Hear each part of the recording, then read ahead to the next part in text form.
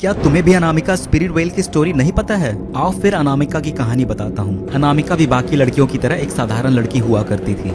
बाजार जाना, घर का काम करना, खेतों की देखभाल करना, ये सब उसके हर दिन के काम हुआ करते थे। घर से थोड़ी दूर एक जंगल था जहाँ अनामिका के पुरखों की जमीन थी, जहाँ वो हर शाम जमीन की देखभाल करने जाया करती थी। एक शाम अनामिका अपने जमीन की देखभाल करने जंगल गई तो सही, पर वापस कभी नहीं आई। अनामिका के गायब होने के बाद गाँव वालों से पता चला कि अनामिका के जमीन का विवाद गाँव के कुछ पावरफुल लोगों के साथ चल रहा था, जिनके खिलाफ कोई मुंह नहीं खोलना चाहता। अनामिका जिस शाम गायब हुई उसी रात उसके माँ बाप और कुछ गाँव वाले जंगल गए उसे खोजने। जंगल में टूटे पौधे और मारपीट के निशान मिले, लेकिन अनामिका का कुछ पता न चला।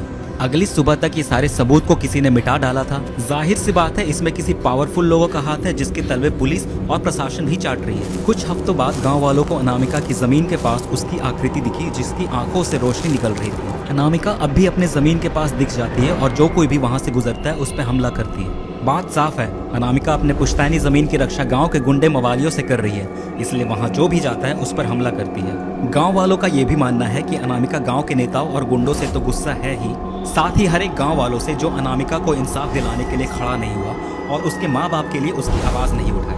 अनामिका